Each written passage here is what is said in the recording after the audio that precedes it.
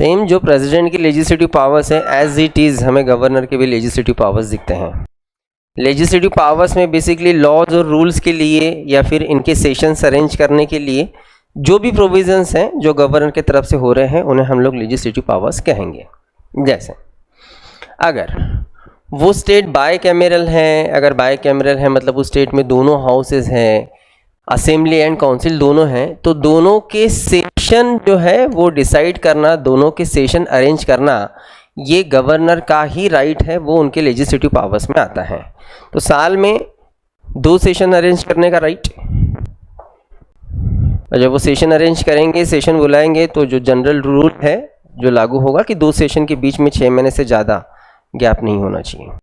उस स्टेट के असेंबली का जब इलेक्शन होता है तो हर इलेक्शन के बाद के फर्स्ट सेशन में गवर्नर खुद प्रेजेंट रहेंगे और उस दिन का कामकाज जो है वो उनके भाषण से ही शुरू होगा। तो इलेक्शन के बाद का फर्स्ट सेशन जो है वो उनके भाषण से। इसके अलावा हर साल के एवरी ईयर के फर्स्ट सेशन में गवर्नर फर्स्ट डे ये प्रेजेंट रहेंगे ही। तो इलेक्शन के बाद का फर्स्ट सेशन और हर एक साल का फर्स्ट सेशन, हर साल का पहला सेशन फाइनेंशियल ईयर स्टार्ट होने के बाद वाला रहेगा, जो भी पहला रहेगा। सेम अगर वो स्टेट बाई कैमरल है मतलब असेंबली एंड काउंसिल दोनों हैं, तो दोनों हाउस ने पास किया हुआ बिल फाइनली भेजा जाएगा गवर्नर के असेंट के लिए ही। तो उस बिल पे क्या एक्शन लेना है वो भी उनकी लेजिस्लेटिव पावर्स का पार्ट रहेगा। तो जब स्टेट लेजिस्लेचर कोई बिल पास करके गवर्नर के पास भेजते हैं तो गवर्नर उस बिल पे 4 टाइप के एक्शंस ले सकते हैं। एक तो गवर्नर उस बिल को पास करेंगे, या फिर गवर्नर उस बिल को रिटर्न करेंगे। पहला ऑप्शन अगर उन्होंने यूज़ किया है, पास किया है, तो ठीक है, बिल पास हो गया, भी लॉ लागू हो जाएगा। अगर उन्होंने दूसरा ऑप्शन वो किया है, यूज़ किया है, मतलब उस बिल को रिटर्न किया है, तो गवर्नर बस एक ही बार उस बिल को रिटर्न कर सकते हैं। ऑफकोर्स गवर्नर को उस बिल को रिटर्न करने के लिए कुछ रिकमेंडेशन तो रखना पड़ेगा कि क्यों वो वापस भेज रहे, क्या चेंजेस वो चाहते हैं उस बिल पे। गवर्नर ने जो भी रिकमेंडेशन रखे हैं उन रिकमेंडेशंस को मानना असेंबली काउंसिल पे बिल्कुल कंपलसरी नहीं है। इन्हें लगता है तो माना जाएगा, नहीं लगता तो जैसे कि वैसे वो बिल पास करके फिर से गवर्नर के पास भेज। जब सेकेंड टाइम ये बिल तो गवर्नर को उस बिल पे असेंट देना ही रहेगा। ये हुआ उनका दूसरा राइट। ये दोनों हाउस ने पास किया हुआ बिल जब गवर्नर के असेंट के लिए जाता है तो गवर्नर उस बिल पे वेटो भी यूज कर सकते हैं। ऑफकोर्स अगर वेटो यूज किया है तो उस बिल का अस्तित्व फिनिश हो जाएगा, वो बिल उस स्टेट के लिए लगभग फिनिश हो गया। लेकिन गवर्नर के पास इसके अलावा भी एक ऑप्शन है। पहली बात तो मुझे आप थोड़ा याद करके बताइए कि सारे मतलब ये जो सारे ऑप्शंस है ये राइट गवर्नर किस आर्टिकल के तहत यूज कर रहे हैं? 200, आर्टिकल 200। एक तो वो पास कर सकते, रिटर्न कर सकते, वेटो यूज कर सकते हैं, या फिर गवर्नर उस बिल को रिजर्व रख सकते हैं प्रेसिडेंट के असेंट के लिए या फिर प्रेसिडेंट के एक्शन के लिए। तो ये चारों पॉइंट्स गवर्नर के लेजिस्लेटिव पावर्स में आते हैं। असेंबली का कामकाज चलाने के लिए हम स्पीकर रखते हैं, इसके अलावा हम लोग डिप्टी स्पीकर भी रखते हैं। सेम यहाँ पे चेयरमैन रहते हैं और इसके अलावा डिप्टी चेयरमैन भी रहते हैं। लेकिन ऊपर स्पीकर और डिप्टी स्पीकर के अलावा हम एक पैनल भी अरेंज करके रखते हैं जिस पैनल में 10 मेंबर्स रहेंगे। यहाँ पे भी चेयरमैन और डिप्टी चेयरमैन के अलावा हम एक पैनल अरेंज करके रखेंगे जहाँ पे 10 मेंबर्स हमें दिखेंगे। अब ये इतना प्रॉपर स्ट्रक्चर इसलिए है कि अगर स्पीकर ये अपने पोस्ट पे उस दिन नहीं है, अगर वो प्रेजेंट नहीं है, तो ऑफकोर्स डिप्टी स्पीकर जो है उस दिन का कामकाज देखेंगे। स्पीकर डिप्टी स्पीकर अगर दोनों नहीं है तो फिर इस 10 पैनल के 10 मेंबर्स में से कोई भी एक मेंबर जो उस दिन का काम देखेगा। स्पीकर, डिप्टी स्पीकर और पैनल के मेंबर भी अगर नहीं है तो फिर उस हाउस में जितने लोग प्रेजेंट है उसमें से कोई भी एक उस दिन का स्पीकर बनेगा।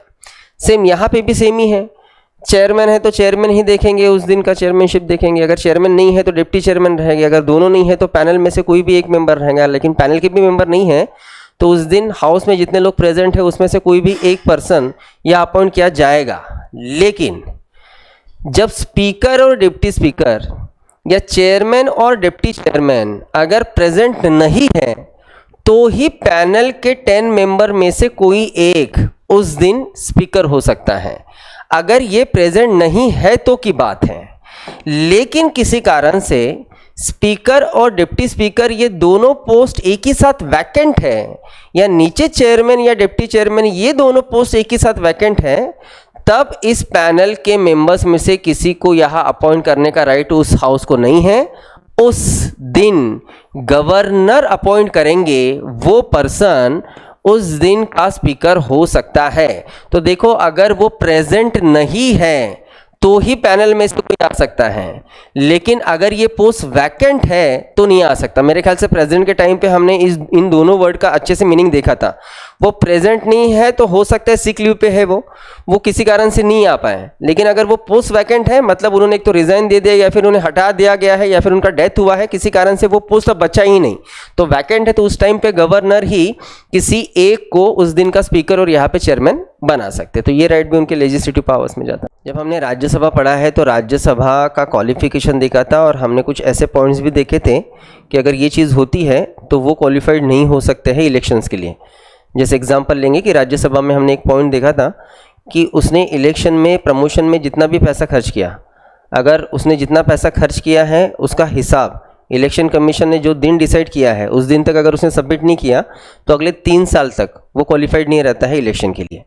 अगर किसी भी करप्शन के चार्जेस में अगर वो फंसा है तो उसके बाद 6 साल के लिए वो अनक्वालिफाइड रहेगा। तो हमने कुछ वो रूल्स रेगुलेशंस देखे थे। ये रूल्स रेगुलेशन लोकसभा में भी लागू है और यहाँ असेंबली और काउंसिल में भी लागू है। लेकिन कोई भी पर्सन मतलब कैंडिडेट जो इलेक्शन में खड़ा है वो क्वालिफाइड है या नहीं असेंबली और काउंसिल के इलेक्शन में, ऑफकोर्स वो डिसाइड करने का राइट किसे रहेगा। तो कोई पर्सन, कोई मेंबर, कोई कैंडिडेट ये इलेक्शन के लिए क्वालिफाइड है या नहीं है, ये डिसाइड करने का राइट सिर्फ और सिर्फ गवर्नर को ही रहेगा। लेकिन गवर्नर इसके लिए इलेक्शन कमीशन से एडवाइस लेंगे, क्योंकि गाइडलाइन वैसे भी इलेक्शन कमीशन के पास है। इलेक्शन कमीशन ही बेसिकली गवर्नर को सजेस्ट करते हैं कि ही इज़ नॉट क्वालिफाइड, और देन गवर्नर बस उसको डिक्लेयर करेंगे। हम ये थोड़ा बहुत क्वालिफाइड और नॉट क्वालिफाइड वाला हम लोग अच्छे से समझ ही लेते हैं। जब तक कोई पर्सन कैंडिडेट है, कैंडिडेट मतलब वो इलेक्शन में खड़ा रहना चाहता है, तब उसको कौन अनक्वालिफाइड, नॉन क्वालिफाइड करके डिक्लेयर कर सकता है। और अगर वो कैंडिडेट मेंबर बन जाता है तो फिर कौन उसे नॉट क्वालिफाइड के नाम से पोस्ट से हटा सकते हैं, उसको थोड़ा समझने की कोशिश करते हैं। मामला क्लियर है। अगर कैंडिडेट इलेक्शन के पहले वो कैंडिडेट रहेगा, आपको चुन के आने के बाद वो मेंबर बन गया, ठीक है। कैंडिडेट कहाँ से है, कहाँ से इन द सेंस किस इलेक्शन से है। अगर पार्लियामेंट के इलेक्शन का कैंडिडेट है तो क्या, और अगर स्टेट लेजिस्लेचर के इलेक्शन का कैंडिडेट है तो क्या। अगर वो पर्सन पार्लियामेंट के इलेक्शन का कैंडिडेट है तो वो क्वालिफाइड है या नहीं है, ये डिसाइड करने का राइट सिर्फ और सिर्फ प्रेसिडेंट को है, अगर बात पार्लियामेंट की होगी तो।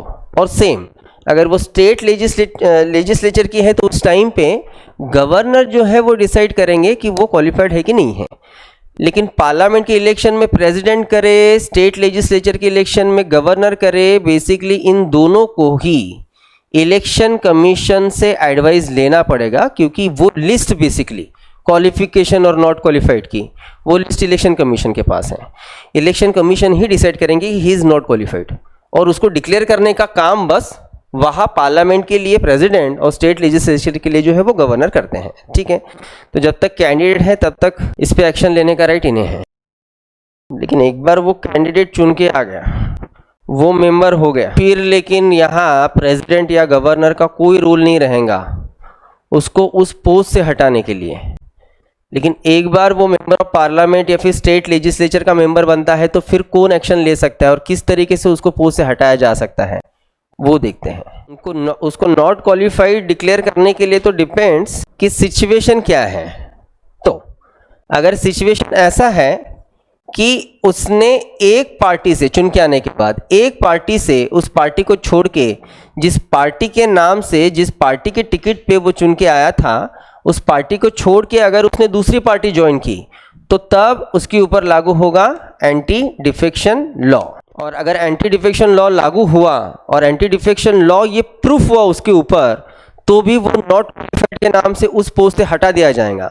लोकसभा का मेंबर था, अगर वो लोकसभा में चुन के आया, एंटी डिफेक्शन लॉ लागू हुआ, पास हुआ, तो उसको पोस्ट छोड़ना पड़ेगा। सेम असेंबली का रहे, काउंसिल का रहे, राज्यसभा का रहे, जिस भी हाउस का रहे, उसके ऊपर ये लॉ लगा, पास हुआ उसको उस पोस्ट को छोड़ना पड़ेगा, लेकिन एंटी डिफेक्शन लॉ के लिए डिसीजन कौन लेगा?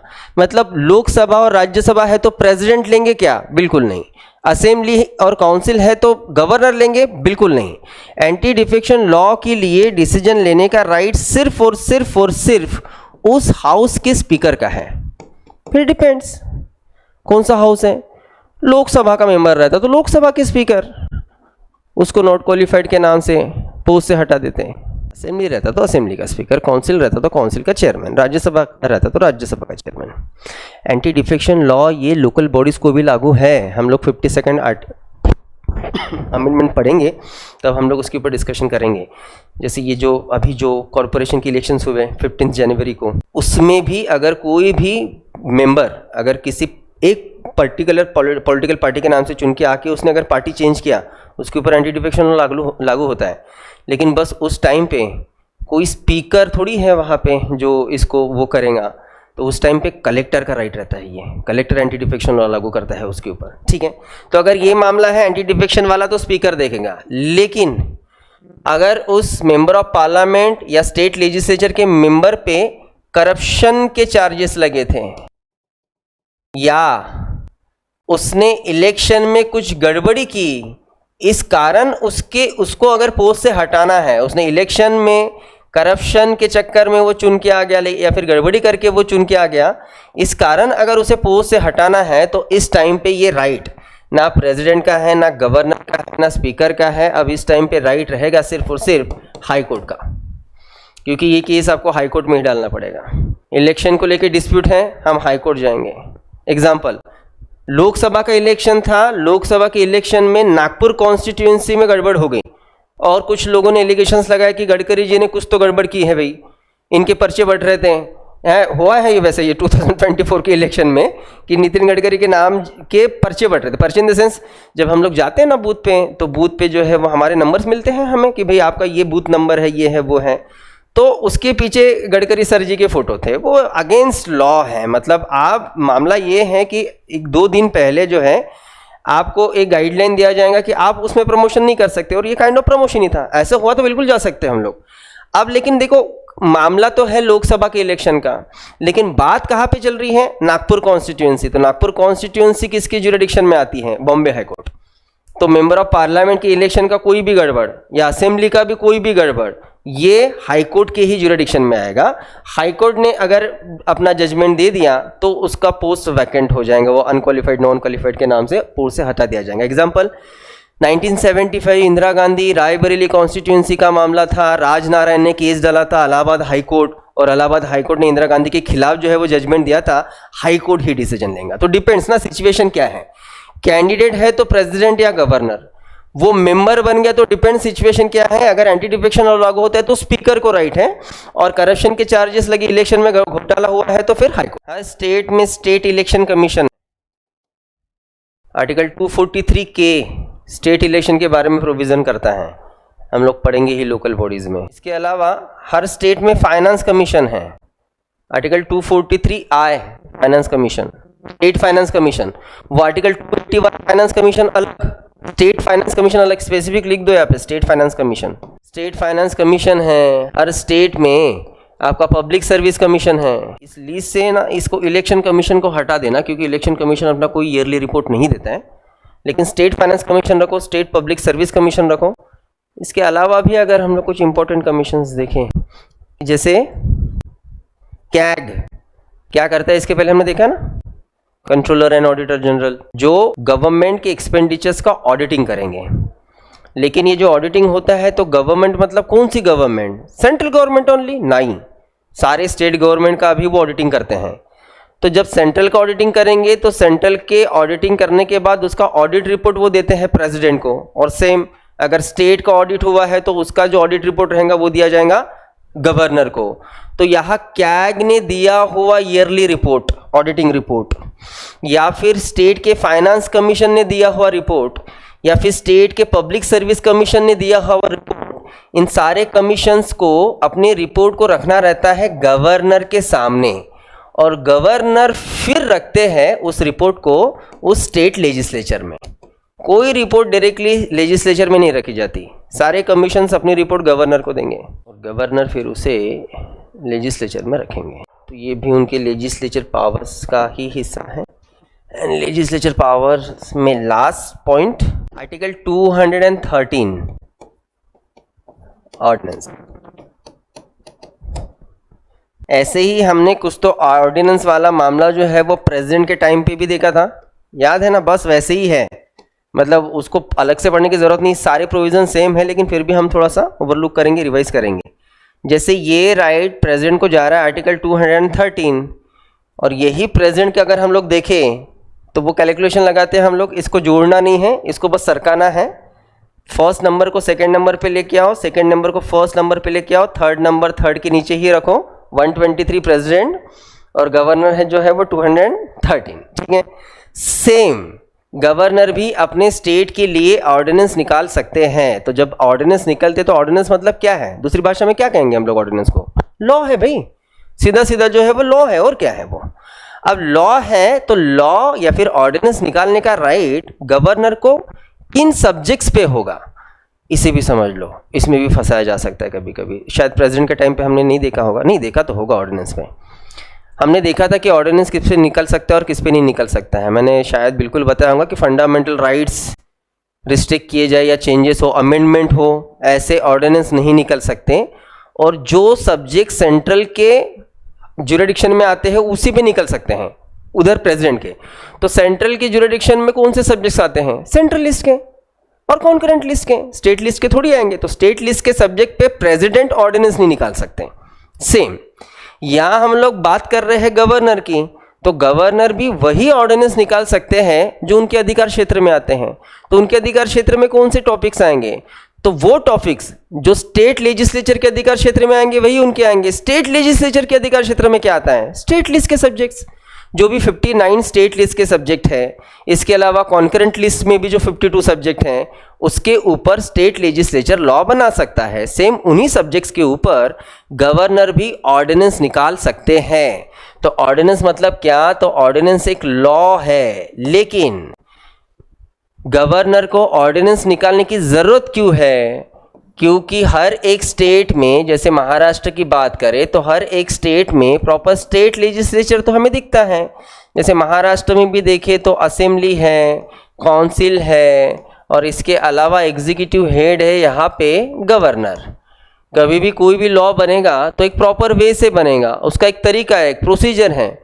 आपको कभी भी लॉ बनाने के लिए एक बिल इंट्रोड्यूस करना पड़ेगा, और बिल आप किसी भी हाउस में लाइए। समझ के चलते हैं असेंबली में बिल लाया, असेंबली ने पास कर दिया, फिर काउंसिल में गया, काउंसिल ने पास किया, दोनों हाउस ने पास करने के बाद ही वो बिल जाएगा गवर्नर के पास, और गवर्नर ने उस बिल पे अगर अपना साइन एंड स्टैंप लगाया तब जाके वो बिल पास हो गया, लॉ लागू हो गया।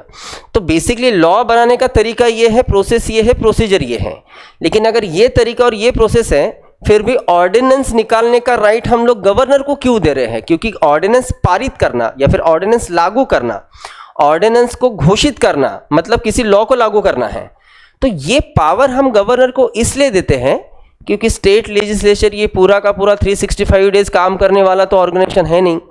साल में इनके होते हैं 2 सेशन, 2 सेशन में भी लगभग 6 महीने के गैप रहते हैं। स्टेट की बात हो रही है तो स्टेट के जो सेशंस रहते हैं 5 दिन के ऊपर नहीं चलते, 1 वीक के रहते हैं। लेकिन 1 वीक मतलब देखो क्या कैसे रहेगा, 1 दिसंबर से लेके 7 दिसंबर तक सेशन चलेंगे, ऐसे इनका डिक्लेरेशन रहेगा। अब 1 दिसंबर से 7 दिसंबर, अगर 1 दिसंबर मंडे है तो 7 दिसंबर संडे है, और सैटरडे संडे हाउस काम नहीं करते, तो Monday Tuesday Wednesday Thursday Friday 5 दिन के तो सेशन इनके। तो सोचो आप कि 5-6 दिन के लिए मिल रहे हैं, साल में 2 बार मिल रहे हैं। अब एग्जांपल लेते कि महाराष्ट्र के स्टेट लेजिस्लेचर का सेशन हुआ था 1 जून को और 5 जून तक चला, तो ऑफकोर्स इसके बाद का जो सेशन होगा वो वापस दिसंबर में होगा, और दिसंबर में भी 1 तारीख को लगभग जो है वो शुरू करना ज़रूरी हो जाएगा, 1 दिसंबर को।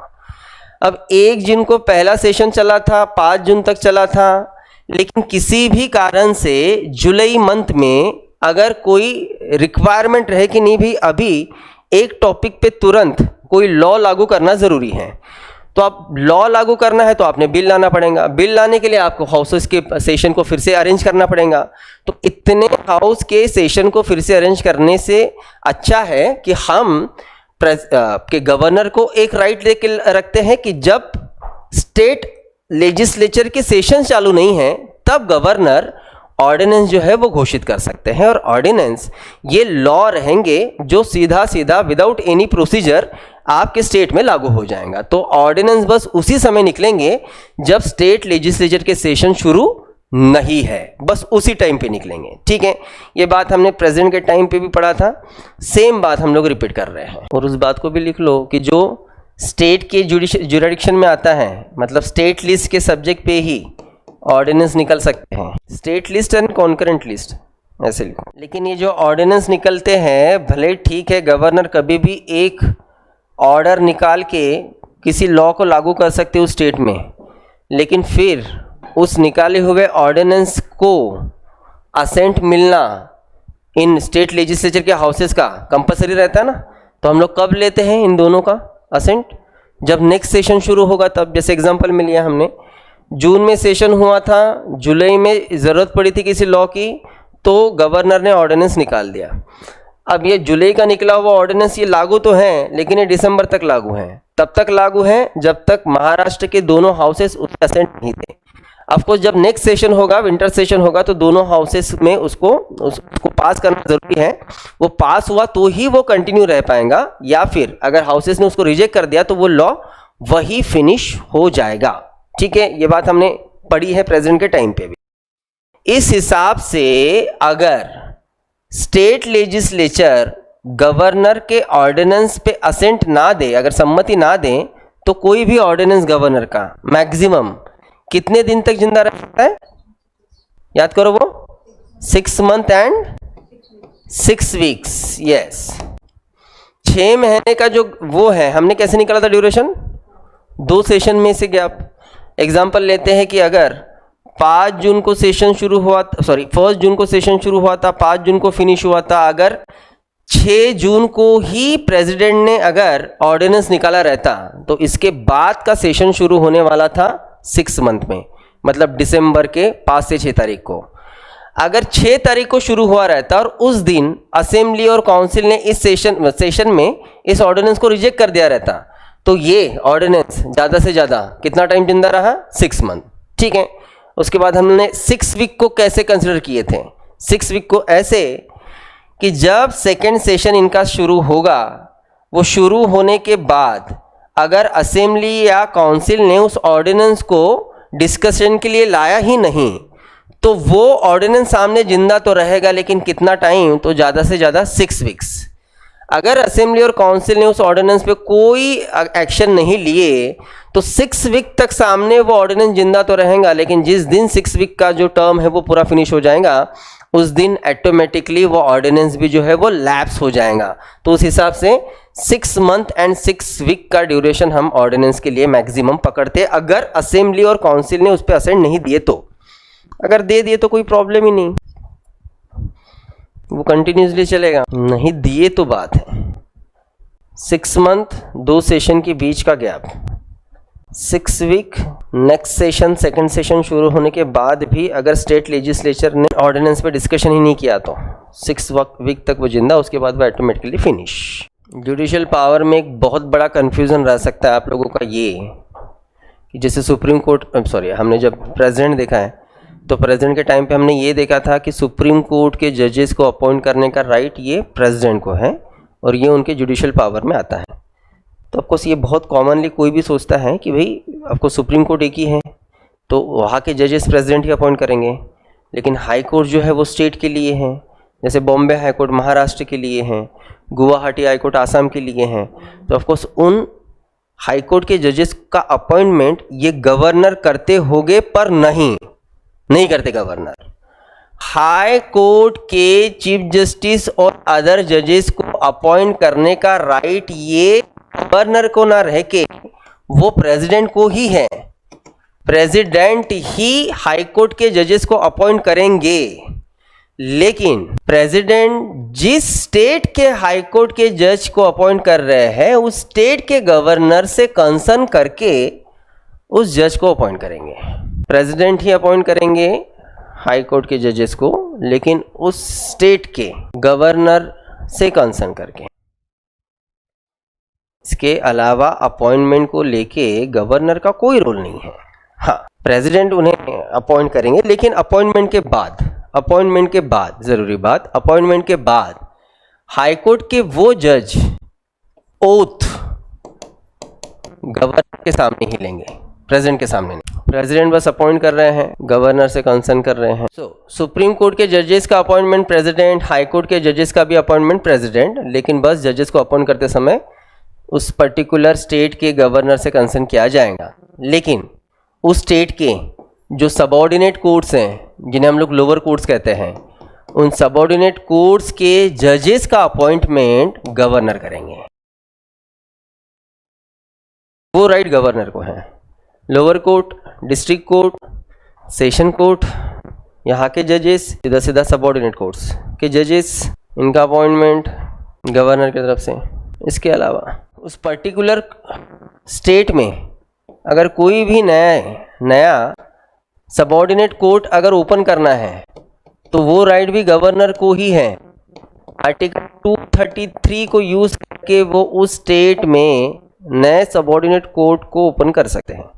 जैसे एग्जांपल लेते कि महाराष्ट्र में 39 डिस्ट्रिक्ट कोर्ट्स हैं, ये भी सबऑर्डिनेट कोर्ट हैं। अगर 40th नंबर का अगर ओपन करना है तो गवर्नर ही कर सकेंगे। इसके अलावा उस सबऑर्डिनेट कोर्ट पे जितने भी एडमिनिस्ट्रेटिव ऑफिसर्स या फिर एडमिनिस्ट्रेटिव एम्प्लॉइज अपॉइंट करना है तो वो आर्टिकल 234 गवर्नर ही करते हैं। डिस्ट्रिक्ट कोर्ट के जजेस, डिस्ट्रिक्ट कोर्ट पे एडमिनिस्ट्रेटिव ऑफिसर्स, कोई भी दोषी, कोई भी आरोपी, कोई भी क्रिमिनल या फिर जो भी जिसे कोर्ट ने सज़ा सुनाई हो, फिर वो कोर्ट कोई भी हो, लोअर कोर्ट रहे, हाई कोर्ट रहे, कोई भी रहे, वो पर्सन जो जेल में है, जो सज़ा भुगत रहा है, वो भी एक एप्लीकेशन गवर्नर को बिल्कुल कर सकते हैं कि आप हमारी सज़ा जो है वो माफ़ कर दीजिए या फिर कम कर दीजिए। जब हमने आर्टिकल 72 में मतलब प्रेसिडेंट के राइट देखे थे, तो याद करो प्रेसिडेंट को क्या क्या राइट्स थे। मतलब अगर किसी को हैंग टू डेथ ये सज़ा मिली है तो वो उसको कम कर सकते थे, वो उसको माफ़ कर सकते थे। या फिर किसी को कुछ स्पेसिफिक ईयर की सज़ा मिली है, 10 साल, 20 साल, 30 साल, उसे भी कम करने का या माफ़ करने का राइट प्रेसिडेंट को था। किसी को अगर फांसी की सज़ा हुई है वो भी माफ़ करने का राइट था प्रेसिडेंट को। किसी को 10, 20, 30 साल की सज़ा हुई है वो भी माफ़ करने का राइट था। इसके अलावा प्रेसिडेंट को और एक राइट था, वो ये कि अगर किसी का कोर्ट मार्शल हुआ है, मतलब जो आर्मी के कोर्ट्स हैं, आर्मी के कोर्ट्स ने अगर किसी को सज़ा सुनाई है तो उस सज़ा को भी कम करना या माफ़ करने का राइट प्रेसिडेंट को था। कोर्ट मार्शल को रोकने का राइट यहाँ प्रेसिडेंट को था। जब हमने ये पॉइंट पढ़ा था तो मैंने बहुत अच्छे से आपको क्लियर किया था कि ये जो कोर्ट मार्शल्स होते हैं, जो आर्मी के कोर्ट्स रहते हैं, ये रहते तो सबऑर्डिनेट कोर्ट्स ही हैं, इनका जो लेवल है वो लोअर कोर्ट्स ही हैं, लेकिन ये सुप्रीम कोर्ट या हाई कोर्ट के जुरिडिक्शन या कंट्रोल में नहीं आते हैं। इनके दिए हुए डिसीजंस, जजमेंट हम लोग चैलेंज नहीं कर सकते हाई कोर्ट या सुप्रीम कोर्ट में, लेकिन अगर आर्मी के कोर्ट्स ने जो भी जजमेंट दिया है उसको लेके पार्डनिंग पावर बिल्कुल प्रेसिडेंट यूज़ कर सकते थे। तो ये 3 राइट्स हमने प्रेसिडेंट के टाइम देखा था। फांसी की सज़ा माफ़ या कम, 10-20 साल की सज़ा माफ़ या कम, आर्मी की कोर्ट ने दी हुई सज़ा माफ़ या कम। लेकिन जब हम लोग गवर्नर की बात करते हैं, गवर्नर को भी पावर से आर्टिकल 161 से कि वो भी दया दिखा सकते हैं, लेकिन उन्हें किसी की फांसी की सज़ा माफ़ करने की या कम करने का राइट नहीं है। आर्मी कोर्ट ने दिए हुए जजमेंट के ऊपर पार्डनिंग पावर यूज़ करने का राइट भी उन्हें नहीं है। अगर किसी को 10, 20, 30 साल की सज़ा हुई है तो बस इसी सज़ा को कम करना या माफ़ करने का राइट गवर्नर को है, और वो भी वो कैबिनेट से एडवाइस लेके ही ये डिसीजंस लेंगे। चलो, ये पावर्स इनके फिनिश हो गए। अब इसके अलावा जो गवर्नर के पास सबसे स्पेशल राइट पावर है वो आता है, मिलता है आर्टिकल 163 के सब आर्टिकल 2 से। कौन सा डिसीजन लेने का? हमने जब आर्टिकल 163 पढ़ा था कल, तो आर्टिकल 163 तो ये बताता है कि गवर्नर को एडवाइस देने के लिए कैबिनेट रहेगा। और ऑफकोर्स हम पार्लियामेंट्री सिस्टम में हैं, तो पार्लियामेंट्री सिस्टम में हमें इस चीज़ को कंसिडर करके चाहिए, बिल्कुल जाना चाहिए कि कैबिनेट ने जो भी एडवाइस दिया है गवर्नर को कि आप ये डिसीजन लीजिए, आप प्रेसिडेंशियल रूल के लिए प्रेसिडेंट को जो है वो आप रिक्वेस्ट कीजिए, जो भी एडवाइस दिया है वो गवर्नर मानेंगे। हाँ, एक बार गवर्नर उस एडवाइस को एक बार रिटर्न कर सकते हैं। समझ के चलो कि कैबिनेट ने कुछ जजमेंट, मतलब जजमेंट इन द सेंस कुछ डिसीजन लिया है, एडवाइस दिया है, गवर्नर को लगता है कि नहीं यार ये करना कुछ ठीक नहीं होगा, तो गवर्नर उसको एक बार वापस भेज सकते हैं कि आप सोचिए इस बारे में कि सही में इसको लेके हमें सामने जाना है क्या। एक बार वापस भेज दिया, लेकिन कैबिनेट ने अगर सेम एडवाइस फिर से किया तो फिर गवर्नर को वो मानना चाहिए जैसे प्रेसिडेंट को मानना रहता है। लेकिन फिर भी कॉन्स्टिट्यूशन आर्टिकल 163(2) से गवर्नर को बहुत ही खास पावर्स देता है, और वो खास पावर्स ये कि यहाँ सीएम और कैबिनेट ने जो भी एडवाइस गवर्नर को दिया है, गवर्नर खुद अपने लेवल पे डिसाइड करेंगे कि इस एडवाइस को लेके सामने जाना है या इस एडवाइस को नहीं मानना है। और गवर्नर अपनी इच्छा से उस एडवाइस को मानने के लिए बिल्कुल मना कर सकते हैं कैबिनेट को, ये राइट देता है आर्टिकल 163(2). तो ये तो भाई कुछ खास राइट दिखता है ऐसे जो प्रेसिडेंट को भी नहीं था, क्योंकि प्रेसिडेंट तो बिल्कुल भी यहाँ कैबिनेट की किसी भी सलाह को वो नकार नहीं सकते थे, लेकिन यहाँ गवर्नर नकार रहे हैं। तो इस आर्टिकल को लेके बहुत डिस्प्यूट रहता है, लेकिन सुप्रीम कोर्ट ने फिर भी हर बार इस बात को क्लियर किया है कि भाई देखिए हम पार्लियामेंट्री सिस्टम में जी रहे हैं, और पार्लियामेंट्री सिस्टम में गवर्नर अपनी मनमर्जी नहीं चला सकते। कैबिनेट ने जो भी जजमेंट कहने से अच्छा जो भी एडवाइस दिया है, वो एडवाइस को मान के ही गवर्नर ने सामने स्टेप लेना ज़रूरी हो जाएगा। तो सुप्रीम कोर्ट ने तो गाइडलाइन दिया है, लेकिन फिर भी गवर्नर ये पोस्ट ही बेसिकली बहुत ज़्यादा कॉम्प्लिकेटेड है हमारे कंट्री में, और 1950 से लेके तो आज तक हमने यही देखा है। बेसिकली 1967 से तो बहुत ज़्यादा इसमें मतलब वो प्रॉब्लम्स जो है वो सामने आ गए कि गवर्नर का कैसे रोल रहेगा किसी स्टेट में। देखो गवर्नर का रोल कब डिसाइड होता है, गवर्नर एक्शन मोड में रह सकते हैं या फिर गवर्नर जो है वो सिंपल फॉर्मेट में रह सकते हैं। वो कैसे, जैसे गवर्नर को हम लोग नॉमिनल हेड कहेंगे कि रियल हेड, नॉमिनल हेड, लेकिन बहुत बार गवर्नर ये रियल हेड होने की कोशिश करते हैं और बहुत बार ये होते भी हैं। अब रियल हेड देखो किसे कहेंगे हम। एग्जाम्पल लेते हैं कि महाराष्ट्र है, महाराष्ट्र की असेंबली, महाराष्ट्र की काउंसिल, महाराष्ट्र असेंबली काउंसिल ने बिल पास करके अगर गवर्नर के पास भेजा, और गवर्नर अगर हर बार उस बिल पे वेटो यूज करने लगे, भाई ये तो कहीं ना कहीं रियल पावर्स यूज करने की बातें चल रही ना, फिर गवर्नर कर रहा है। तो बहुत बार स्टेट के गवर्नर्स ऐसे रिएक्ट करते हैं, बहुत बार ऐसे होता है, लेकिन बहुत बार ऐसे होता है तो कब होता है उसे समझ पाना जरूरी है। ये कब नॉमिनल हेड रहेंगे और कब रियल हेड बनेंगे, ये सारी चीजें डिपेंड करती है कि सेंट्रल और स्टेट में किस पॉलिटिकल पार्टी की सरकार अभी चल रही है। जैसे एग्जांपल लेंगे, अभी सेंट्रल में बीजेपी है, और अभी अगर हम लोग महाराष्ट्र की बात करें तो महाराष्ट्र में भी बीजेपी है। तो सेम सिचुएशन में, इस सिचुएशन में सेंट्रल से प्रेसिडेंट जिस पर्सन की एज अ गवर्नर महाराष्ट्र में अपॉइंटमेंट करेंगे, वो गवर्नर यहाँ नॉमिनल हेड जैसे जिएगा, वो कभी भी रियल हेड बनने की कोशिश नहीं करेगा, बिल्कुल नहीं करेगा। लेकिन अगर यही सिचुएशन आप चेंज कर दो, सेंट्रल में बीजेपी है और एग्जांपल लेते हैं कि वेस्ट बंगाल जहाँ पे तृणमूल कांग्रेस है, अब यहाँ पे सिचुएशन पूरी तरीके से अलग है। यहाँ पार्टी जो है वो बीजेपी वाली नहीं है या फिर बीजेपी के अगेंस्ट वाली पार्टी है। तो अब यहाँ पे बीजेपी मतलब सेंट्रल की तरफ से जो भी person as a governor appoint किया जाएगा, यहाँ पे वो पूरी कोशिश करेगा कि वो नॉमिनल हेड बन के ना रहे, तो वो रियल हेड बन के रहे। उसके स्टेटमेंट्स, उसके एक्शंस, बिल पे उसका जो भी एक्शन रहेगा वो बहुत बार निगेटिव सेंस में ही हमें दिखेगा। जैसे आज अगर हम लोग महाराष्ट्र के, मैंने शायद आपको 1-2 दिन पहले ही पूछा था कि महाराष्ट्र के गवर्नर कौन है, तो किसी को नाम भी नहीं याद आ रहा था कि भाई महाराष्ट्र के गवर्नर कौन है। पता है हमें बहुत बार नाम क्यों नहीं याद आता है? जब वो फेम में ना रहे हमारे। अगर बार बार हम उन्हें सुन रहे हैं, बार बार हम उनका नाम पढ़ रहे हैं, तो वो भी हमारे पहचान के हो गए। आप सोचो ना कि गवर्नर का, हमारे महाराष्ट्र के एग्जीक्यूटिव हेड का हमें नाम ही नहीं पता है, तो इसका मतलब है कि न्यूज़पेपर उनके बारे में कुछ खास आया नहीं, रील्स में बहुत कुछ इनके बारे में कुछ खास आया नहीं, तो वो कुछ करेंगे तो कुछ खास आएगा, कुछ करेंगे नहीं तो खास कहाँ से आएगा। अभी उनको करने के लिए कुछ है नहीं, इसलिए वो कुछ कर नहीं रहे और इसी कारण वो हमारे सामने नहीं आते। वो कब करते, उनके पास करने के लिए कब क्या रहता, वो तब रहता जब महाराष्ट्र में बीजेपी की सरकार ना हो कि किसी और की सरकार होती, तब रहता। शायद इस जनरेशन को महाराष्ट्र के और किसी गवर्नर के बारे में नहीं पता हो, लेकिन शायद मुझे ऐसा लगता है कि भगत सिंह कोश्यारी इनके बारे में है ना, है? नाम सुना है सबने? हाँ, देखो भगत सिंह कोश्यारी पता है, क्योंकि उनको करने के लिए काफ़ी कुछ चीज़ें थी। उन्होंने 3 साल तक ऐसे काफ़ी चीज़ें की भी, 2.5 साल तक।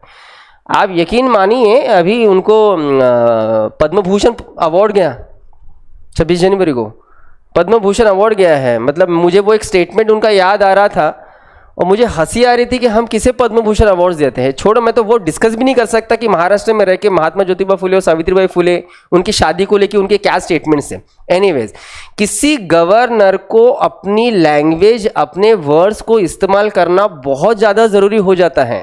लेकिन आज ये सेम पॉलिटिकल पार्टी की गवर्नमेंट दोनों जगह पे है, तो 5 साल गवर्नर कब आए और कब गए आपको पता भी नहीं चलेगा, पता भी नहीं चलेगा कि कौन थे। लेकिन वही है, अगर पार्टी चेंज हो जाए तो वहाँ के गवर्नर बहुत कुछ कर जाते हैं। सेम अभी लास्ट टाइम तमिलनाडु के, अभी last time in the sense मैं पिछले साल की बात कर रहा हूँ, तमिलनाडु के गवर्नर कुछ ऐसा स्टेटमेंट कर गए हैं जो बहुत बड़ा धक्का दे के गया है। स्टेटमेंट तमिलनाडु के गवर्नर का कहना ये था, मैंने तो 26 जनवरी के भाषण में भी आपको बताई ये बात, कि वो कहते हैं कि सेक्युलरिज्म ये टर्म यूरोपियन टर्म है, उसे भारत में लागू करने की क्या ज़रूरत। आप भाई जिस पोस्ट पे हो वो एक कॉन्स्टिट्यूशनल पोस्ट है और गवर्नर हो, आप अपने पद की गरिमा रखिए। आप जो बोल रहे हो वो आपको बिल्कुल शोभा नहीं देता है। वेस्ट बंगाल में लास्ट ईयर 2022-23 की बात है, गवर्नर प्रेस कॉन्फ्रेंस रख के कह रहे हैं कि इस राज्य में जितने दंगे होते हैं उतने दंगे देश के और किसी राज्य में नहीं होते। आप एग्जीक्यूटिव हेड हो, आप किस तरीके से भाषा कर रहे हो। मतलब बेसिकली ठीक है, वो क्रिटिसाइज कर रहे हैं वहाँ के गवर्नमेंट को, लेकिन गवर्नर को ये भाषा बिल्कुल जो है वो नहीं देती है शोभा। और इसी कारण हमारे देश में सेंट्रल एंड स्टेट के रिलेशन बहुत ज़्यादा खराब है। सोचो आप, ममता बनर्जी और मोदी जी, इनके बीच का रिलेशन कैसा होगा, बहुत खराब ही होगा ना। मतलब बेसिकली एक स्टेट से हेड कर रही है, दूसरे सेंट्रल से हेड कर रहे हैं, तो हम ये नहीं कहेंगे कि ममता जी और मोदी जी का रिलेशन खराब है, हम लोग ये कहेंगे कि स्टेट और सेंट्रल का रिलेशन खराब है भाई, क्योंकि दोनों स्टेट और सेंट्रल को लीड करने के लिए वो काम कर रहे हैं। तो ये जो शुरुआत हुई ना गवर्नर की एज अ प्यादा यूज करने का, ये शुरुआत हमारे देश में की है इंदिरा गांधी जी ने। 1967 के बाद बहुत सारे स्टेट्स में ऐसे गवर्नमेंट आए जो नॉन कांग्रेसी गवर्नमेंट थे। तो नॉन कांग्रेसी गवर्नमेंट थे, तो उस गवर्नमेंट को किस तरीके से तकलीफ दे के उन्हें गिराया जाए, उसको लेके वहाँ पे ऐसे गवर्नर हम लोग अपॉइंट करते थे कि वो इसी तरीके से काम करेंगे जो अभी हमने एग्जाम्पल में लिया। तो चलो ठीक है, लगभग 1966 से लेके 67 से लेके 77 तक इंदिरा गांधी ने ये पैतरे यूज़ किए। तो ऑफकोर्स उस टाइम पे अपोजिशन में कौन था, तो जनता दल, समझ के चलो। लेकिन एटलीस्ट जब जनता दल सरकार में आती है तो हम उनसे होप्स रखते थे, या फिर होप्स रख सकते थे कि भाई आप ऐसे रूल्स बनाओ कि गवर्नर का कभी इस तरीके से मिसयूज ना हो। आप यकीन मानिए, जितना गवर्नर से उल्टे सीधे काम 10 सालों में इंदिरा गांधी ने किए, उतने या फिर उससे ज़्यादा उल्टे सीधे काम सिर्फ 2 साल में मोरारजी देसाई ने करवाए, 1977 से लेकर 79। मतलब पॉलिटिक्स में गवर्नर ये पोस्ट जो है बस ये प्यादा है, प्यादा के अलावा और कुछ नहीं है। इसका कब इस्तेमाल किया जाए, कहाँ इस्तेमाल किया जाए, बस इसी के लिए गवर्नर का यूज़ हमने आज तक देखा है। फिर भी सुप्रीम कोर्ट ने इन सारी चीज़ों को बहुत सीरियसली लिया कि भाई आप कुछ तो गरिमा रखिए, कॉन्स्टिट्यूशनल पोस्ट है, वो कौन है, मतलब उसको तो कैसे भी सर्कस के बंदर जैसे हिलाया जा रहा है, आप जैसे नचवाना है उसको नचवा लीजिए। अब गवर्नर, आप सोचो कि वो बहुत बार खुद का मिसयूज होने दे रहा है। आप सोचो ना, वो खुद का मिसयूज होने दे रहा है ना, वो अपने कुछ एथिक्स नहीं रख रहा है, उसको ऊपर से जैसे ऑर्डर आ रहे हैं वैसे वो कर रहा है। तो ऐसा क्यों? तो इसके पीछे एक बहुत बड़ा रीज़न जो है वो है उसका टेन्योर भी। टर्म भी कॉन्स्टिट्यूशन ने उसका कोई फिक्स टर्म नहीं रखा है। अगर फिक्स टर्म रखा रहता और उसका रिमूवल का सिस्टम भी प्रेसिडेंट के जैसा होता तो आप सोचो कि गवर्नर का रिमूवल ये मुश्किल हो जाता है। तो बीजेपी भले ही या फिर कोई भी सेंट्रल की पार्टी किसी को अपॉइंट कर रही है, लेकिन अपने मर्जी से तो नहीं निकाल सकती थी ना, कुछ तो उसका खुद का वो रहता है एथिक्स कि नहीं भी मैं ये गलत काम नहीं करूंगा। तो उसका जो टर्म है जो अनसर्टेन है, बहुत बार उस पर्सन को वो काम करने के लिए मजबूर कर लेता है, क्योंकि उसको पता है कि वो ज़रा भी अपनी मर्जी से करने की कोशिश करेगा तो उसका ट्रांसफ़र किया जाएगा या फिर उसको हटा दिया जाएगा। तो इसी कारण गवर्नर ये पोस्ट, ये सबसे कॉम्प्लिकेटेड पोस्ट हमारे कंट्री में हुआ है। सेंट्रल स्टेट के रिलेशंस कैसे मेंटेन हो, उसके लिए हमने आज तक कई कमीशंस अपॉइंट किए। उसमें 1983 का एक बहुत इंपॉर्टेंट कमीशन होके गया है, सरकारिया कमीशन। सरकारिया कमीशन ने जितने रिकमेंडेशन रखे कि हम सेंट्रल स्टेट का रिलेशन कैसे मेंटेन कर सकते हैं, उसमें 2 इंपॉर्टेंट उन्होंने रिकमेंडेशन रखे थे। एक ये कि आर्टिकल 356 प्रेसिडेंशियल रूल ये एक्सट्रीम कंडीशन पे ही लागू हो, फालतू और बेवजह उसे लागू ना करें। वो क्यों, तो हम लोग पढ़ेंगे इमरजेंसी के टाइम पे। और सेकेंड पॉइंट उन्होंने जो दिया था सजेशन कि गवर्नर को हैंडल करना, गवर्नर पे कंट्रोल रखना बहुत ज़्यादा ज़रूरी है। अगर गवर्नर कंट्रोल पे नहीं रहे तो फिर मुश्किलें बढ़ जाएंगी। गवर्नर एक टाइप का मतलब ऐसे काम करता है कि मतलब शांत स्टेट में या फिर शांत घर में आग लगाने के काम नहीं रहते हैं, बस वो काम गवर्नर का है। लेकिन सेंट्रल स्टेट में सेम पॉलिटिकल पार्टी है तो वो बस नॉमिनल है, लेकिन अगर स्टेट का पार्टी बदल रहा है तो वहां पे बहुत बार वो रियल हीरो होने की कोशिश करता है। ठीक है, तो ये गवर्नर पे क्रिटिसिज्म जो हमने देखा है। इसके अलावा गवर्नर के रिलेटेड ही एक पॉइंट है, वो हम लोग देखेंगे। हमने जब कॉन्स्टिट्यूशन का पार्ट 1 पढ़े थे, मतलब स्टेट, तो स्टेट में देखो हमने कुछ स्पेशल स्टेट के लिए कुछ प्रोविजंस पढ़े थे। आपको बिल्कुल याद होगा 370 जम्मू कश्मीर, वो तो हम लोग बाद में पढ़ने वाले हैं, special state of Jammu Kashmir. लेकिन इसके अलावा आर्टिकल 371 और उसके बाद 371 A B C D, याद है ना? 371 महाराष्ट्र गुजरात, 370 A नागालैंड, B आसाम, है ना? तो हमने तो बस स्टेट देखा था भाई कि किस स्टेट को किस आर्टिकल से स्पेशल स्टेट का वो दिया है। अभी हम लोग ये देखेंगे कि बेसिकली उन्हें स्पेशल स्टेट का दर्जा मिला है तो क्यों मिला है, क्या मिल रहा है उनको स्पेशल स्टेट को के नाम से। एक बात को बहुत क्लियर कर लीजिए कि आर्टिकल 370 का स्पेशल स्टेट और आर्टिकल 371 वाले स्पेशल स्टेट में बहुत ज़मीन आसमान का फ़र्क है, बहुत ज़्यादा। जम्मू कश्मीर को बहुत ही स्पेशल ट्रीटमेंट दिया जाता था और बाकी जो 370 वाले स्पेशल स्टेट्स हैं वो तो बहुत सेकेंडरी थे। तो क्या और किस तरीके से क्यों दिया था इन्हें स्पेशल स्टेट, वो हम थोड़ा देखने की कोशिश करते हैं। हेडिंग दीजिए स्पेशल स्टेट्स। आर्टिकल 371 ये महाराष्ट्र को भी और उसी के साथ साथ गुजरात को भी स्पेशल स्टेट का स्टेटस देता है, लेकिन पूरे के पूरे महाराष्ट्र और पूरे के पूरे गुजरात के लिए नहीं। महाराष्ट्र में स्पेशली विदर्भ एंड मराठवाड़ा और गुजरात के लिए सौराष्ट्र एंड कच्छ। अच्छा लिख लो, उसके बाद हम लोग समझेंगे कि ये क्या है। इन एरियाज के लिए इन स्टेट के गवर्नर को ये राइट है कि गवर्नर इन स्पेसिफिक एरियाज के लिए स्टैट्यूटरी डेवलपमेंट बोर्ड या कॉरपोरेशन की स्थापना करें। समझाते हैं कि क्या है स्टैट्यूटरी डेवलपमेंट कॉरपोरेशन। तो जैसे हम लोग कहते हैं कि महाराष्ट्र ये हमारे देश का एक बहुत डेवलप्ड स्टेट है, लेकिन हम जब पूरे महाराष्ट्र की बात करते तो हम कह सकते हैं कि हाँ भाई महाराष्ट्र तो डेवलप्ड स्टेट है, एम्प्लॉयमेंट जनरेशन हुआ या फिर आपका नेशनल इनकम हुआ, इन सब में। लेकिन जब हम लोग महाराष्ट्र में आएंगे तो महाराष्ट्र में हमें ये दिखेगा कि पूरा का पूरा महाराष्ट्र इक्वल बेसिस पे डेवलप नहीं है। महाराष्ट्र में आज भी एक एरिया जो अच्छा खासा बैकवर्ड है, इकोनॉमिकली बेसिस पे हम लोग बात कर रहे हैं, और वो रीजन है विदर्भ एंड मराठवाड़ा। आज भी इंडस्ट्रियल सेक्टर का जो डेवलपमेंट है आपको पुणे, मतलब वेस्टर्न महाराष्ट्र, मुंबई, इन जगह पे मिलेगा। नागपुर या औरंगाबाद आज भी ये बहुत ऐसे वीकर सेक्शन में ही आता है। एजुकेशनली भी अगर हम लोग देखें, बेसिकली इकोनॉमिकल फैक्टर्स को देखो तो जितने आईटी हब्स वेस्टर्न महाराष्ट्र में हैं उतने यहाँ नहीं हैं, है ना? तो ये सारी चीज़ें जो है, इसलिए क्या इन चीज़ों इन एरियाज़ के डेवलपमेंट के लिए क्या, तो इन एरियाज के डेवलपमेंट के लिए महाराष्ट्र के गवर्नर विदर्भ एंड मराठवाड़ा के लिए, गुजरात के गवर्नर सौराष्ट्र एंड कच्छ के लिए स्टैट्यूटरी डेवलपमेंट कॉरपोरेशन जो है वो बनाते हैं। और सेंट्रल गवर्नमेंट से एक फंड आता है स्टैट्यूटरी डेवलपमेंट कॉरपोरेशन के नाम से।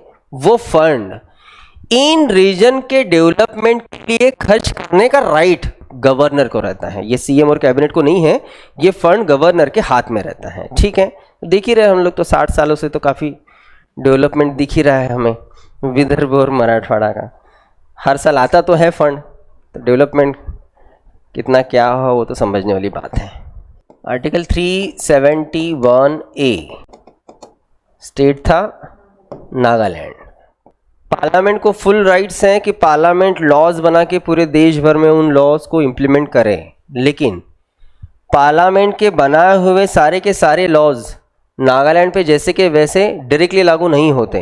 अगर पार्लियामेंट का कोई भी ऐसा लॉ अगर नागालैंड के लोगों के रिलीजियस कल्चर को डैमेज कर रहा हो या सोशल कल्चर को डैमेज कर रहा हो, तो वो लॉ जो पार्लियामेंट ने बनाया, जो पूरे देश भर में लागू हो गया, लेकिन उस लॉ से अगर नागालैंड के लोगों के रिलीजियस कल्चर डैमेज हो रहे हैं या फिर सोशल कल्चर डैमेज हो रहे हैं, तो पहले उस लॉ को स्टेट असेंबली में रखा जाएगा नागालैंड के।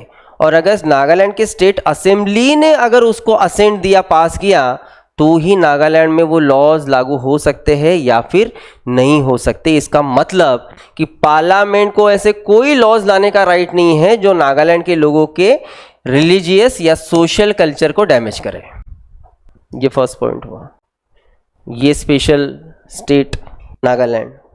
इसके अलावा हमारा IPC Indian penal code, Indian penal code में ही सारी चीज़ें, सिविल केसेस, क्रिमिनल केसेस कैसे चलाया जाए, लागू किया जाए, उसके बारे में सारे प्रोविजंस दिए हैं कि अगर किसी ने अगर ये गुनाह किया है तो उसके लिए क्या सज़ा रही। उसके लिए क्या है आईपीसी इंडियन पिनल कोड। उस सिविल या क्रिमिनल प्रोसीजर्स में से कोई प्रोसीजर्स नागालैंड में नहीं लागू हैं। नागालैंड का सिविल एंड क्रिमिनल प्रोसीजर्स उनके हिसाब से चलता है और हम एक चीज़ भी नहीं चेंज कर सकते उनके सिविल या क्रिमिनल केसेस की, ना हम उनके ऊपर हमारी कोई चीज़ डाल सकते हैं। तो जो बाकी स्टेट्स में लागू है सिविल क्रिमिनल प्रोसीजर, वो नागालैंड में नहीं लागू। वो अपने हिसाब से सारे प्रोसीजर्स चलाएंगे, सिविल एंड क्रिमिनल। इसको लेके जितने भी जुडिशियल एडमिनिस्ट्रेशन है वो उनके हिसाब से चलने वाला है। एग्जाम्पल लेते हैं, एक कॉमन एग्जाम्पल, जैसे अभी हम जिस बिल्डिंग पे हैं ना, वो बिल्डिंग किसी की भी प्राइवेट ओनरशिप की नहीं है, तो ये बिल्डिंग बेसिकली गवर्नमेंट की है, नजुल की प्रॉपर्टी है ये। ठीक है, कल चल के स्टेट गवर्नमेंट ये बिल्डिंग अदानी को बेच सकता है, कोई प्रॉब्लम नहीं, उनका लैंड है। ठीक है, मतलब अदानी यहाँ आ सकते हैं जो गुजरात से हैं। बेसिकली नागालैंड के लैंड रिसोर्सेस, इसके ऑनरशिप को लेके सेंट्रल गवर्नमेंट को कोई रूल्स रेगुलेशन करने का राइट नहीं है। ट्रांसफ़र को लेके उनके पास कोई राइट्स नहीं है। मतलब वहाँ के जो बेसिक जो ट्राइब्स हैं, वहाँ के जो बेसिक लोग हैं, वो वहाँ के लैंड के ऑनर किसे बेचना है किसे नहीं बेचना है वो डिसाइड करेंगे, और कोई डिसाइड नहीं कर सकता। तो उनके लैंड को लेके भी उनको बहुत ज़्यादा सोवेरेनिटी है, उनको लेके कोई एक्ट्स पार्लियामेंट नहीं बना सकता। जैसे अभी की बात करूँ, महाराष्ट्र की बात करता हूँ मैं, महाराष्ट्र के गढ़चिरोली का बहुत बड़ा एरिया वो बेचने के लिए महाराष्ट्र गवर्नमेंट ने एक बहुत बड़ा डिसीजन लिया है कि ट्राइबल लैंड्स हम लोग नॉन ट्राइबल्स को बेच सकते हैं, उसको लेके उन्होंने प्रोविजंस बना रहे हैं। बताओ, अब वो जो गरीब बेचारे जो आदिवासी लोग हैं जिनको नहीं समझता है, उनकी लैंड्स मतलब लाख रुपए का अगर उसका मार्केट वैल्यू होगा तो हो सकता है 1,05,000 देके उनको वो खरीद लेंगे। बेसिकली वो सारे लैंड्स अदानी के कंपनी को गिफ्ट देने का एक बड़ा प्लान चल रहा है, इसलिए वो ट्राइबल्स के लैंड्स पे ये सारी चीज़ें आ रही है। लेकिन नागालैंड के किसी भी लैंड या लैंड रिसोर्सेज को लेके वहाँ का गवर्नमेंट या सेंट्रल गवर्नमेंट कोई डिसीजन नहीं ले सकता, इतना सोवेरेनिटी हमें मिल रहा है। और हम बात करते हैं यूनिफॉर्म सिविल कोड की, हम बातें करते हैं बड़े बड़े कि हम पूरे देश में यूनिफॉर्म, कहाँ से लाओगे यार?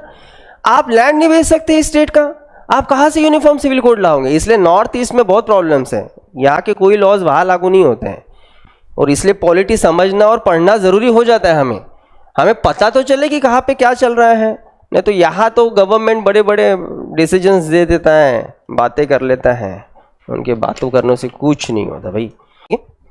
इसके अलावा नागालैंड के अलग अलग डिस्ट्रिक्ट, लेकिन नागालैंड का एक डिस्ट्रिक्ट बहुत ही स्पेशल होता है। अब हम जिस स्पेशल स्टेट की बात करें, ठीक है पूरा का पूरा नागालैंड तो स्पेशल है ही, लेकिन नागालैंड में एक छोटा सा डिस्ट्रिक्ट वो जो सबसे ज़्यादा स्पेशल है, वो सबसे प्यारा सा बेबी है उनका, वो डिस्ट्रिक्ट है टुएनसंग।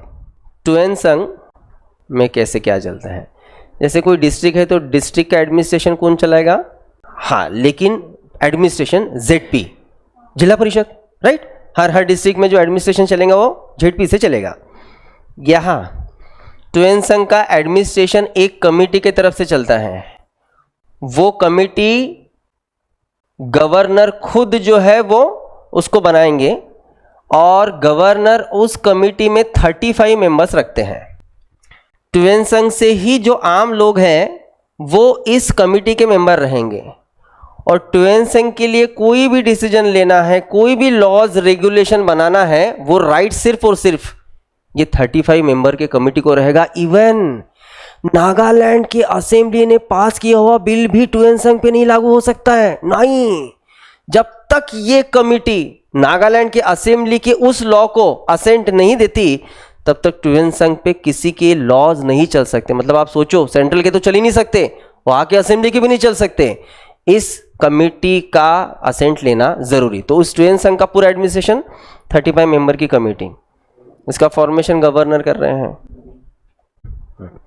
जैसे महाराष्ट्र के विदर्भ एंड आपके मराठवाड़ा के लिए एक फंड आ रहा था ना, वैसे ही राज्यपाल, मतलब यहाँ नागालैंड के राज्यपाल के पास, गवर्नर के पास एक फंड टुएनसंग के लिए आएगा स्पेशली, कि आप वहाँ के डेवलपमेंट के लिए ये पैसा आपको मिल रहा है, आप उसको यूज़ कीजिए। तो यहाँ के लिए स्पेशल फंड गवर्नर के पास आता है, गवर्नर को मिलता है, ठीक है। देन आर्टिकल 371B आसाम के लिए, ठीक है, एक ही प्रोविज़न है आसाम के लिए 371B। आसाम का जो असेंबली है उस असेंबली में एक स्पेशल कमेटी अपॉइंट रहती है, जो कमेटी ट्राइब्स के वेलफेयर के लिए डिसीजन ले सकती है। आसाम के असेंबली में कमेटी अपॉइंट की जाती है, ऑफकोर्स गवर्नर करेंगे, ट्राइब्स के वेलफेयर के लिए वो कमेटी रहती है, और उस कमेटी में मेंबर्स भी जो है वो गवर्नर ही अपॉइंट करते हैं। लेकिन वो जब उस कमेटी में मेंबर्स अपॉइंट करेंगे ट्राइब्स के वेलफेयर के लिए, वो कौन से मेंबर्स रहेंगे? तो वो सारे वो मेंबर्स रहेंगे जो आसाम के असेंबली में चुन के आए हैं, लेकिन ट्राइबल एरिया से चुन के आए हैं। ट्राइबल एरिया से चुन के आए हुए मेंबर्स में से कुछ मेंबर्स वो ट्राइबल कमेटी में अपॉइंट करेंगे, और ये कमेटी ट्राइब्स के वेलफेयर के लिए फिर डिसीजंस लेंगे, ठीक है।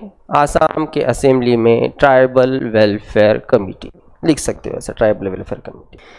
जो प्रोविज़न हमने ऊपर देखा same as it is provision है, बस एक ही चेंज करना है, मतलब पूरे लाइन जो भी आपने लाइन लिखा होगा बस एक ही इसमें चेंज होगा। यहाँ पे हम लोग देख रहे हैं किसका वेलफेयर? Tribal welfare. कौन से मेंबर रहेंगे, कहाँ से चुने हुए आए? ट्राइबल एरिया से। यहाँ पे मणिपुर असेंबली में भी एक कमेटी रहेगी, लेकिन कमेटी का काम क्या है? तो जो हिली एरिया में रहने वाले लोग हैं उनका वेलफेयर, और उस हिली एरिया में रहने वाले लोगों का वेलफेयर करने के लिए जो कमेटी है उसमें मेंबर कौन रहेंगे? तो हिली एरिया से चुन के आए हुए मेंबर से, मणिपुर से, मणिपुर के हिली एरिया से चुन के आए हुए मेंबर्स का एक कमेटी जो उनके वेलफेयर के लिए काम करेगा। 371 देन D एंड E, बोलो किसे लागू होता है? आंध्र प्रदेश एंड तेलंगाना। एक ही प्रोविज़न है, और ये प्रोविज़न हमने फंडामेंटल राइट्स में ही देखा है। ये आर्टिकल है आर्टिकल 16(3), और देखो मामला क्या है। आर्टिकल 16 हमें राइट देता है कि राइट टू एम्प्लॉयमेंट। हम इस देश के सिटीजन्स हैं, हम इस देश में कहीं पे भी पब्लिक एम्प्लॉयमेंट के लिए क्वालिफाइड हैं, वो हमारा फंडामेंटल राइट है। मतलब सिर्फ यूनियन सर्विसेज के लिए ही नहीं तो स्टेट सर्विसेज के लिए भी। मतलब आप भले ही महाराष्ट्र के रेसिडेंट हो गए, लेकिन आप छत्तीसगढ़ पब्लिक सर्विस कमीशन के या फिर MP Madhya Pradesh service commission के एग्जाम्स दे सकते हो, वहाँ अपॉइंट हो सकते हो, कोई प्रॉब्लम नहीं है, कोई प्रॉब्लम नहीं है। राइट हमें देता है, हमारा कॉन्स्टिट्यूशन देता है। लेकिन रिस्ट्रिक्शंस है आंध्र प्रदेश तेलंगाना। आंध्र प्रदेश और तेलंगाना के स्टेट सर्विसेज ये पोस्ट सिर्फ और सिर्फ उस उन स्टेट्स के रेसिडेंट्स के लिए ही है, बाहरी स्टेट्स के लिए नहीं है, बाहरी स्टेट्स के रेसिडेंट के लिए। तो ये जो आंध्र प्रदेश तेलंगाना को एक स्पेशल प्रोविजन मिल रही है ना, D&E करके दे रही है कि भाई आप ही के रेसिडेंट को ये पब्लिक सर्विसेज आप दे सकते, बाकियों के लिए रिस्ट्रिक्टेड। जो स्पेशल प्रोविज़न की है वो सिक्किम की एक तो असेंबली में किया है और दूसरा किया है लोकसभा में।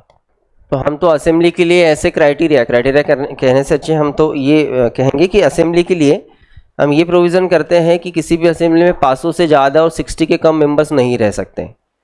लेकिन आप जब मेंबर्स अपॉइंट करोगे तो आप 2.5 लाख के पीछे एक MLA अपॉइंट करोगे, तो उतना पॉपुलेशन तो चाहिए, और वो भी हम लोग 1971 के सेंसस के आधार पे करते हैं।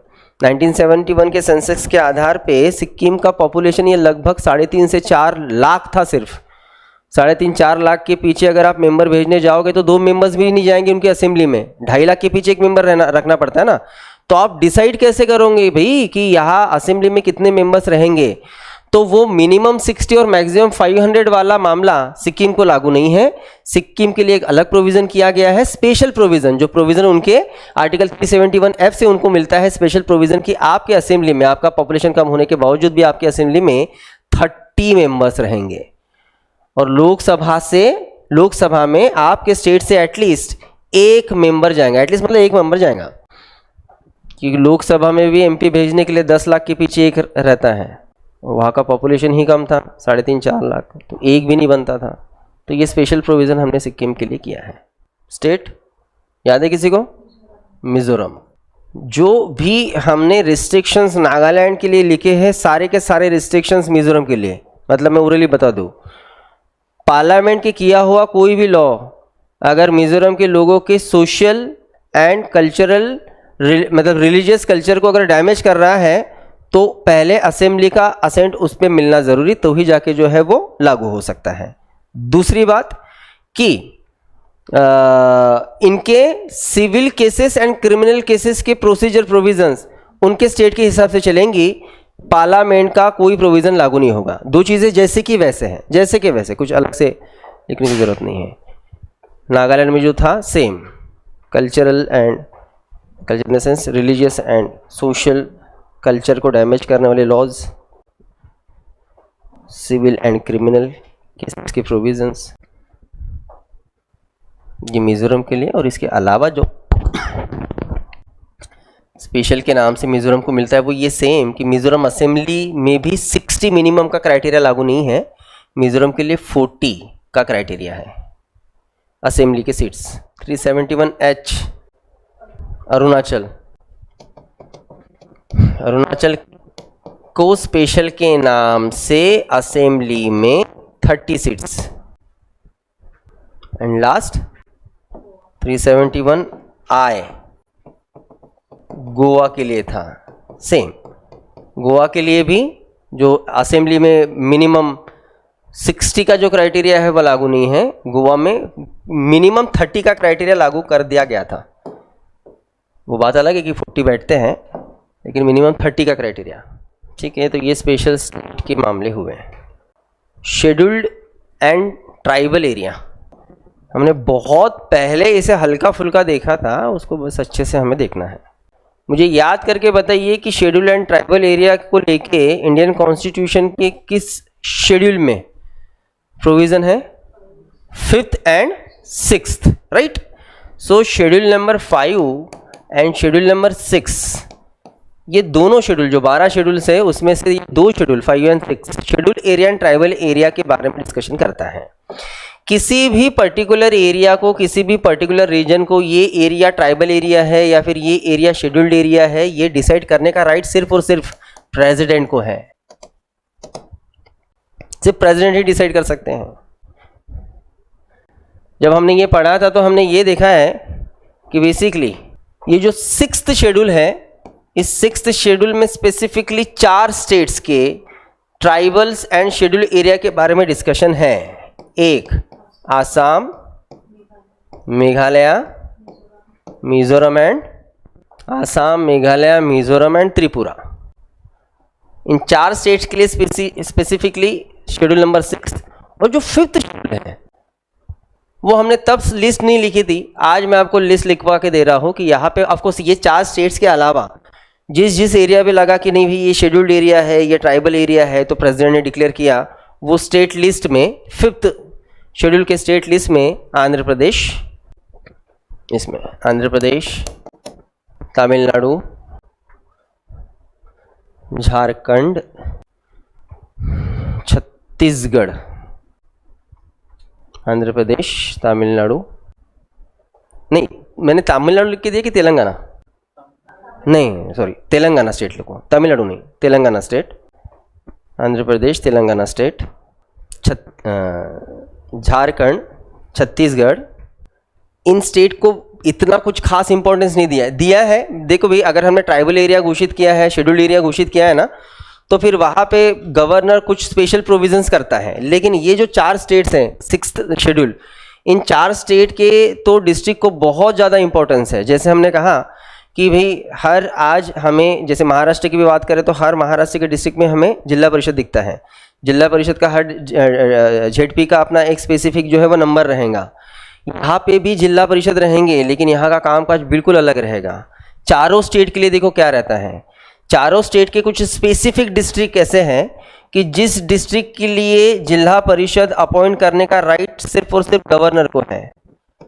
और गवर्नर इन 4 स्टेट्स के डिस्ट्रिक्ट पे जिला परिषद अपॉइंट करने के लिए हर ZP पे 30 मेंबर्स का जिला परिषद जो है वो अपॉइंट करेंगे। और सिर्फ वो 30 मेंबर्स को राइट रहेगा कि वो अपने डिस्ट्रिक्ट के बारे में एडमिनिस्ट्रेशन चला सकेंगे अपने हिसाब से। 30 मेंबर्स का जिला परिषद, वो अपने डिस्ट्रिक्ट का पूरा एडमिनिस्ट्रेशन चलाएंगे अपने हिसाब से।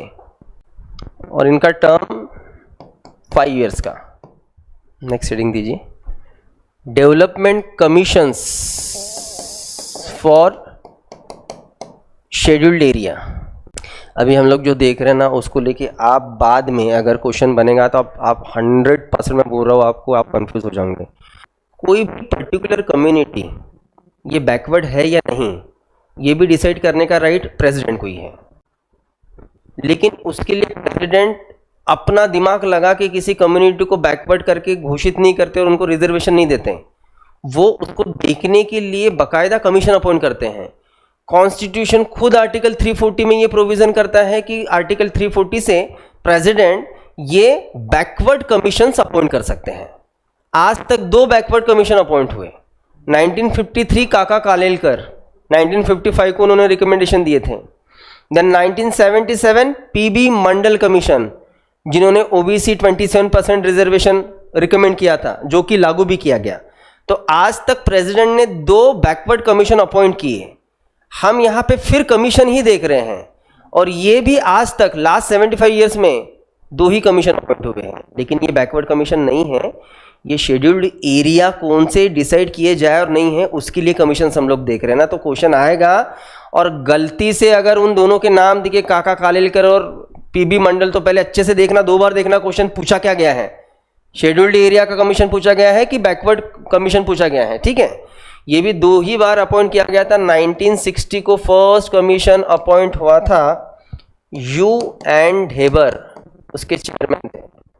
और दूसरी बार जब 2002 में ये कमीशन अपॉइंट हुआ, उसके चेयरमैन से थे दिलीप सिंह भूरिया। फिर से यहाँ पे लास्ट हेडिंग देना है, शेड्यूल्ड एरिया। बेसिकली हम लोग बात कर रहे हैं शेड्यूल नंबर 6 की ही, भूरिया। तो शेड्यूल नंबर 6 जैसे 4 स्टेट्स को शेड्यूल्ड एरिया का वो देता है ना स्टेटस, तो 4 स्टेट्स का पूरा एरिया शेड्यूल्ड एरिया नहीं है, ये इसी बात को समझना है।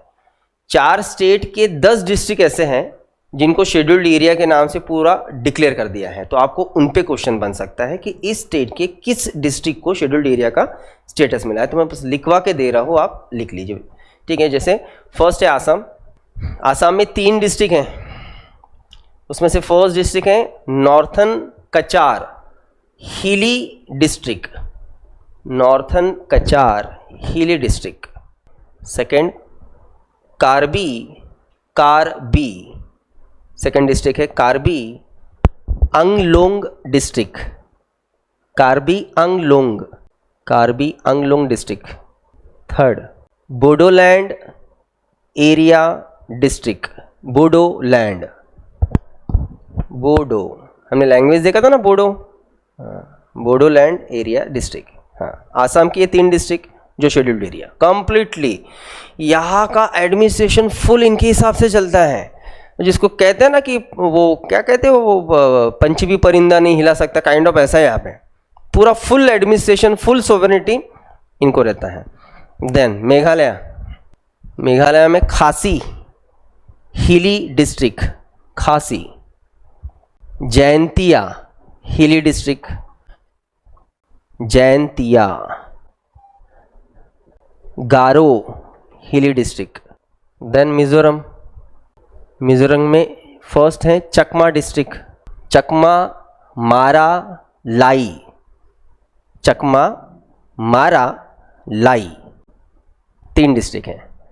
एंड लास्ट त्रिपुरा, एक ही डिस्ट्रिक्ट है जिसे कहा जाता है Tripura tribal area district, Tripura tribal area district. ठीक है, चलो यहाँ हम फिनिश कर रहे हैं इस टॉपिक को। ठीक है, यहाँ पे गवर्नर फिनिश हुआ। बेसिकली आपका पूरा स्टेट लेजिस्लेचर और स्टेट एडमिनिस्ट्रेशन जो है वो हमने फिनिश कर दिया।